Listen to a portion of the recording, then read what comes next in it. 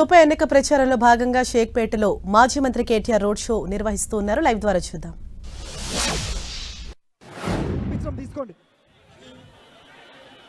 అక్కడ వచ్చింది చూడండి ఒకసారి.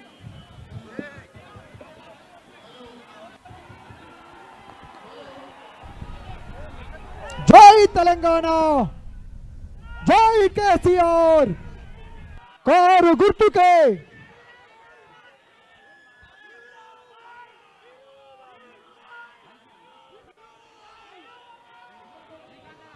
అన్న వచ్చినాయి, అన్న తీసుకోండి, అక్కడికి వచ్చినాయి మైకులు.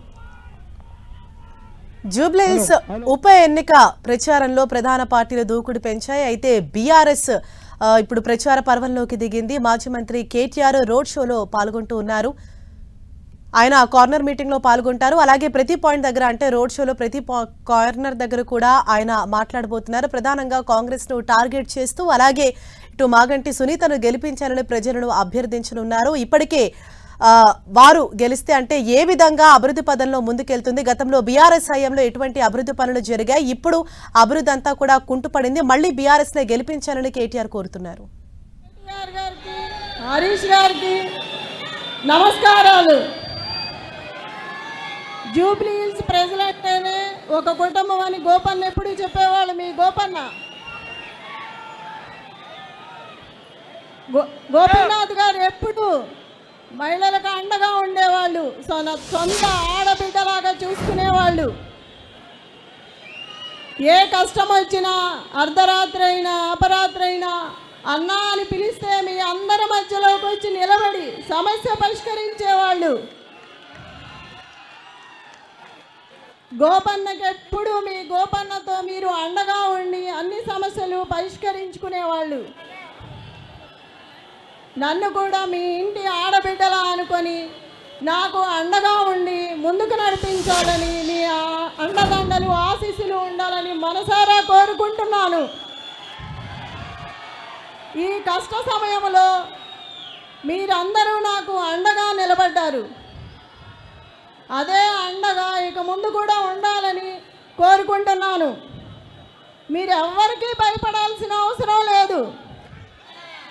పార్టీ మీకు అండగా ఉంటుంది. జై కేసీఆర్, జై తెలంగాణ, జై గోపన్న. अंदर बावनरा आप सभी भाई लोग बहन लोग सब ठीक है क्या? కొడుతున్నమా జూబ్లీహిల్స్ మళ్ళీ ఒక్కసారి గట్టిగా జై తెలంగాణ, జై తెలంగాణ, కేసీఆర్ గారి నాయకత్వం, కారు గుర్తుకే. ఒక్కసారి కారు గుర్తు కొట్టేసి వాళ్ళందరూ చేయలేవట్టండి ఒకసారి గట్టిగా. పిడికిలి పిడికిలి చెయ్యి అంటే మొండి చెయ్యి కాదు, మొండి చెయ్యి డేంజర్. పిడికిలి పిడికిలి, రెండు పిడికిళ్ళు, దోనో దోనో హాత్ ఉఠాయియే. జై తెలంగాణ, కారు గుర్తుకే, మాగంటి సునీత గోపీనాథ్ గారి కారు గుర్తుకే. మరి నేను వచ్చిన పని అయిపోయింది, పోవాలనా?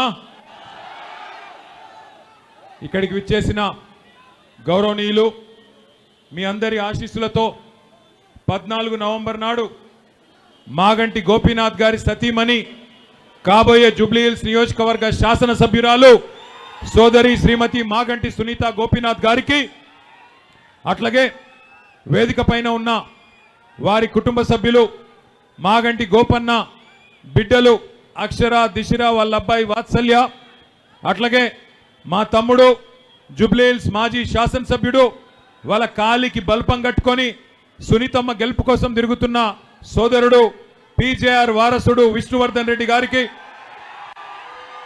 అట్లాగే ఈరోజు షేక్పేట్లో ఇంత పెద్ద ఎత్తున ఇక్కడికి విచ్చేసిన ఆడబిడ్డలందరికీ, అన్నాదమ్ములందరికీ, जितने भी भाई बहन आप लोग यहाँ पे इतनी बड़ी तादाद में यहाँ पे शामिल है, आप सभी भाइयों को बहनों को मैं अपना सलाम पेश करता हूं. మీ అందరికీ హృదయపూర్వకంగా నా నమస్కారం. మీ జోష్ చూస్తుంటే, మీ ఉత్సాహం చూస్తుంటే గెలుపు పక్కా, మెజారిటీ ఏంది తేలాలి గంతే అనిపిస్తున్నది. అంతేనా? పక్కానా? మోసం చేసిన డోకేబాజ్ కాంగ్రెస్ కు బుద్ధి చెబుదామా? పక్కా. ఒక్కసారి దయచేసి మీరు ఆలోచించాలని కోరుతా ఉన్నా. సరిగ్గా 2014 జూన్ నెలలో తెలంగాణ రాష్ట్రం పెద్దలు కేసీఆర్ గారు సావు నోట్లో తలబెట్టి కొట్లాడితే మన రాష్ట్రం మనకు వచ్చింది. రాష్ట్రం వచ్చిన నాడు మనకు ఎన్ని రకాల నైతికరే గ్యావుదర్ రాష్ట్రం వచ్చిన నాడు మనకు ఏ పరిస్థితి ఉండేనో ఒక్కసారి గుర్తు తెచ్చుకోమని చెప్పి నేను కోరుతా ఉన్నా. ఆనాడు రాష్ట్రం వచ్చింది కానీ పరిస్థితి ఏది బాగా లేకుండే. రాష్ట్రం ఆనాడు 85,000 కోట్ల అప్పుతో మనకు కాంగ్రెస్ పార్టీ వాళ్ళు అప్పచెప్పినారు. కరెంటు లేదు, తెల్లారు లేస్తే హైదరాబాద్లో ఇన్వర్టర్ లేని దుకాణం లేదు, జనరేటర్ లేని అపార్ట్మెంట్ లేదు కాంగ్రెస్ గవర్నమెంట్లో. మంచినీళ్ళ గోస, అప్పుల పాలైన రాష్ట్రం. అట్లాంటి పరిస్థితుల్లో మనకు రాష్ట్రాన్ని అప్పచెప్పిండ్రు కాంగ్రెస్ వాళ్ళు. కానీ ఏనాడు కేసీఆర్ గారు, ఈరోజు రేవంత్ రెడ్డి గారు మాట్లాడుతున్నట్టు, ఏనాడు కేసీఆర్ గారు పొరపాటున కూడా ఏమేమి సమస్యలు చెప్పి ఒక కుటుంబ పెద్దగా రాష్ట్రం బాగలేదు అనే మాట ఎన్నడూ చెప్పలేదు. కష్టాలు ఉంటాయి, కన్నీళ్ళు ఉంటాయి, కానీ అవన్నీ తట్టుకొని నిలబడితేనే నాయకుడు అంటారు. అందుకే కేసీఆర్ గారు మొదటి రోజు నుంచి ఒకటే లక్ష్యం పెట్టుకున్నారు. ఎన్ని కష్టాలున్నా, ఎన్ని రకాల సమస్యలున్నా ఒక్కొక్కటిగా వాటిని పరిష్కారం చేసుకుంటూ ముందుకు పోవడమే లక్ష్యంగా పెట్టుకొని మరి 10 ఏళ్లలో ఎక్కడ ఉన్న రాష్ట్రాన్ని ఎక్కడకు తీసుకొచ్చినారో ఒక్కసారి గుర్తు తెచ్చుకోండి. మనం ఆ రోజు రాష్ట్రం ఏర్పడ్డ నాడు మన రాష్ట్రంలోని తలసరి ఆదాయం ₹1,00,000 మాత్రమే. మన రాష్ట్రంలో 2023లో భారతదేశంలోనే నెంబర్ 1 రాష్ట్రంగా మన తెలంగాణను ₹3,87,000 తలసరి ఆదాయంతో తయారు చేసింది కేసీఆర్ గారు.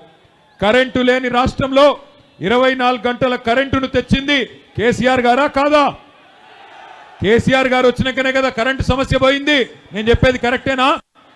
కరెంటు సమస్య పరిష్కారం చేసి, మంచినీళ్ళ సమస్య పరిష్కారం చేసి, గ్రామాలలో చెరువులు బాగు చేసి, గ్రామాలలో గోదావరిని, కృష్ణను అక్కడి నుండి నీళ్లు తీసుకొచ్చి వ్యవసాయాన్ని బాగా చేసి, హైదరాబాద్లో ఇగో ఇట్లాంటి షేక్పేట ఫ్లైఓవర్ లాంటి ఫ్లైఓవర్లు 1 కాదు 2 కాదు 42 ఫ్లైఓవర్లు, ఇగో ఇట్లాంటి షేక్పేట లాంటి బ్రిడ్జులు 42 ఫ్లైఓవర్లు కట్టి హైదరాబాద్లో ఇక్కడ అభివృద్ధి, పల్లెలలో అక్కడ అభివృద్ధి చేసి మొత్తానికి మన రాష్ట్రాన్ని భారతదేశంలో నెంబర్ 1గా నిలబెట్టింది కేసీఆర్ గారు.